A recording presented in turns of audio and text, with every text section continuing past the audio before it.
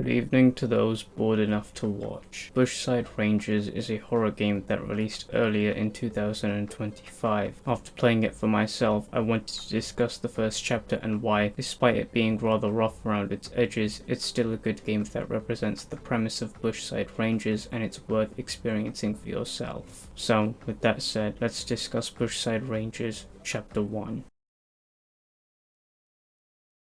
The game opens on what appears to be a commercial advertising the Bushside Rangers nature park, which closed down 5 years prior to the events of the game with no reason as to why. The park has been abandoned since, and with that in mind, Vera tasks herself with venturing into the park during the night and unearthing the reason for herself. Upon entering and traversing into the park, she eventually finds herself needing to find 3 fuses scattered around the surrounding area in order to progress forward. The game has a few different types of missions, the first of which tasks you with scavenging for key items that are needed to progress forth. A lot of other games seem to have these kinds of missions and I don't mind them all too much. As such, this sentiment is applied to Bushside Rangers too. The map in this game is rather extensive and I think that this is a good way of making the player explore and see what it has to offer. Although, given that the map is as big as it is and the game takes place in such a dark environment, it can become quite easy to become lost when wandering around. When partaking in these kinds of missions, the game is encouraging you to learn its layout and to try and understand where everything is. I think that the game achieves this well with these scavenging missions and others too, particularly ones where you need to explore and search for power conduits later in the game. Another aspect of this game that I find worth in appreciating is that it distributes these missions in moderation. I personally don't like it when a game has every single room be a single piece in an ever-evolving puzzle, especially when I just like to proceed with moving forward rather than trying to figure out where I'm supposed to go next. This game doesn't do this. While the map is rather extensive, it's broken down into smaller levels that are more manageable to understand. This is because they communicate with you on where to go through subtle cues such as the lighting. With the smaller, reasonably sized levels, combined with the subtle guidance, navigation is made less daunting, particularly in these missions that make you explore to move forward. In addition, some missions tell you directly where to go by putting a marker on the screen, which helps with moving the story forward without making you feel lost. This is done in moderation as well. These markers are never used in the scavenging or other exploration based missions since that would defeat their purpose, and they're only used solely for ones that move the story forward and guiding you from level to level. With this in mind, I think it's worth appreciating the effort this game makes to encourage and guide the player to explore the surrounding area without making that process feel daunting or confusing. After finding the fuses, Vera progresses forward to Simon's steampunk skytram, and after opening the doors, she steps forth and begins her ride, during of which she finds that not only is her path forward blocked, but the tram loses its power too. Hence, she goes to restore its power in hopes that the tram will crash through the rubble and move forward. This part of the game is where you obtain the Ranger radio, which is what you use to transfer power to conduits scattered throughout certain areas of the game in order to progress forward. After Vera finds it, Spectacles Simon makes an appearance, likely as a result of him being attracted to the noise that the introductory video for the radio made. Hence, he begins hunting for Vera in hopes of killing her. This is where the concept of hiding is introduced to the game. Whenever there's a section where you're being hunted by one of the spectacle mascots of the nature park, you'll need to find one of many hiding spots in the area, which can include a pram or a rubbish bin. When hiding inside of a bin or any other decently sized object, you're able to see the mascot tracker on the radio, which shows you how far the current mascot is away from you. This doesn't apply to the prams that you can hide in, likely because the animation for Vera holding out her hand to display the mascot tracker would clip through the pram's surface. I can see both sides as to why this feature is a good and bad aspect of the game. On one hand, the prams add a level of tension to the game. You won't always be able to hide inside of a rubbish bin or any other decently sized object, and as a result, you'll need to resort to hiding inside of the pram. It somewhat represents the helplessness of Vera's situation, as it shows that she's using anything at her disposal to survive against the dangers within the park. In addition, the pram also requires you to take risks too. Since you won't be able to tell where the mascot is when you're hiding inside of the pram, you'll need to use auditory cues to discern whether they're far away from you or close to you. This encourages you to be more risky when it comes to being inside of the pram, which adds a level of tension since you won't actually be able to see where the mascots are. Furthermore, there are a lot of situations where you can't run to the nearest rubbish bin because your path is being blocked, which means that the pram may sometimes be your only option. It is worth noting that when your path to the nearest bin isn't blocked, then it is easy to run to it when you're spotted if you want to access the mascot tracker, although it is important to keep in mind that it would be an extreme inconvenience to continue continually run back and forth to the nearest rubbish bin every time you're spotted. On the other hand, not allowing the player to use one of the key tools within the game is an understandable criticism, particularly when you need to hinder your own progress by entering and re-entering the pram if you happen to leave while the mascot is still nearby, which can become cumbersome. With that in mind, it's understandable to criticize the game for not showing key information that is necessary for properly discerning whether a mascot is still nearby and making you rely on guesswork instead. I personally don't really mind the game not showing the mascot tracker whenever you're inside of a pram. To me, it is a rather small issue, and when you begin to understand the game more, it can eventually become easier to just run around the mascot and go to a nearby bin. However, this isn't to say that I didn't encounter situations where I was continually entering and re-entering the pram. During these sections of the game, you need to find power conduits to restore them using the Ranger radio. When interacting with the conduit, you need to match the number shown on the screen using the keypad on the radio, whilst also ensuring that you correctly time the press of the number for when it's shown to be inside of the box. If you miss, then any mascot currently searching for you will be alerted to your location, and you'll need to hide and wait for them to leave before trying again. During this section of the game, Simon will be searching for you, and when you see or hear an indication that he's nearby, you'll need to stop what you're doing and find somewhere to hide. When you finish this section by powering all 3 conduits within the area, you'll need to run from Simon, who spots you and initiates a scripted chase back to the tram. After entering and shutting Simon out, Vera continues her journey in peace before Simon interrupts the speakers to taunt her. He reveals that he knows her name and causes the tram to crash, which serves as a transition to the next part of the game. The toy house is where Chester the chef chimpanzee is introduced to the player. Much like with Simon, Vera will need to traverse the surrounding area in search of the conduits so that she can restore them. Unlike Simon, who wanders around on foot, Chester will do so via the ceiling, hence you need to keep watch of him by looking up, while also ensuring that you don't step on the dolls on the ground, which Chester will hear the squeaking noise it makes and investigate where it came from if you do. I think that this is an intriguing way to introduce a challenge to the player by testing their precision and moving carefully around the dolls, as it encourages you to approach a traversal within this area differently to when you were contending against Simon. It is worth noting that there is a room within the toy house that Chester can't enter, and if he's chasing you, he'll just stand at the door and stare at you. You can't remain in this state forever, since if you try to move anywhere within the room while in this state, then Chester will kill you through the walls, which I suppose is this game's way of preventing you from cheesing this section. If you manage to get into the room without him seeing you, then it is a way of getting some breathing room with the knowledge that you're completely safe in there, as Chester can't see you. This part of the game is also where the Ranger speaker is introduced to you. During this section of the game, you can use these to lure Chester to different areas of the toy house, which is useful for when you want him to be away from your current location. It's worth noting that you can only use one speaker at a time, as Chester will destroy them if he hears it, hence disallowing you from using it again. I personally am not fond of the map that's displayed to you when using these speakers, as it's often difficult to discern where you are and the current speaker that you're using. The game doesn't give you any indication of this, and it means that you'll need to spend more time sitting at the speaker trying to figure out where you are and what speaker is closest to you. I personally would have preferred it if the game provided a way to communicate with the player on where they are in the map shown to you, as it would make using these speakers much easier. This is because when in a situation where you're trying to move as quickly as possible, you won't really have time to try and decipher where you are on the map, as Chester is still moving around when you're using the speaker. After completing the 3rd conduit for the toy house, a door that leads outside opens and Vera leaves. After powering another conduit, she begins trying to make her way to the exit, but Chester makes an appearance once more, hence beginning the final chase for the first chapter. I really like how this first chapter approaches this trope in these kinds of games. The music and the atmosphere brings an increased level of tension to the chase, as it's fast-paced and somewhat adrenaline-pumping to experience. In addition, the final chase also does a good job of bringing the entire chapter together, as halfway through the chase, Simon makes another appearance and begins chasing Vera alongside Chester. Eventually, she shuts Simon out and is nearly caught by Chester. However, Vera kicks him away and makes her way to another room where she enters after powering another conduit. She shuts the door on Chester's face, hence finally shutting him out. In this final room, you can find a tape which reveals more information about the game's story. We, as the player, don't know who the tape belongs to, but given that Vera acknowledges and shows surprise at it, it is reasonable to assume that the person who owns the tape is related to the park's closure in some form, and is also perhaps even related to Vera, as she doesn't seem to be able to bring herself to say the person's name aloud. The tape plays a recorded conversation between 2 people named Elias, whose last name we don't know, and Harvey Grant. They talk about how the construction crew found some sort of radioactive substance inside of a cave that was being used to construct a ride for the park. It's speculated that this substance is toxic since those who went near it found it difficult to breathe afterwards. The tape ends with Elias mentioning that he'll call law enforcement about the substance, and Harvey recommending that he speak with the construction crew for more information since they went further down the cave than he did. Vera enters a nearby cave and comes out into the cafeteria, which is connected to the entrance, which she can use as an avenue to escape the park. However, this plan appears to be thwarted when she spots another mascot lurking at the door by the name of Laurel, hence ending the first chapter of Bushside Rangers.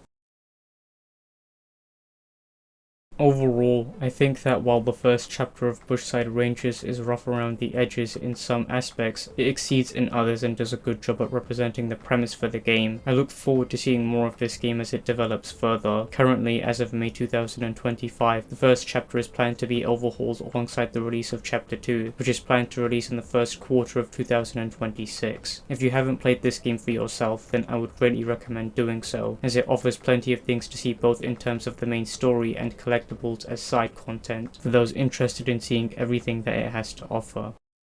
So, there's the video. I hope you all enjoyed it. If you want more videos about mascot horror games, which is what people are calling these kinds of games, then do make it known and I will see if I can do that demand justice. If you want to view the list of games I want to make videos about next, then you can always do so through the link in the description. Additionally, if you want to follow me, then my socials will be linked in the description, as well as any afterthoughts or messages I may want to add. With that, I haven't really got much else I want to say, so I'll see you all in my next video. I hope you all enjoyed the video, and I wish you all a very pleasant evening.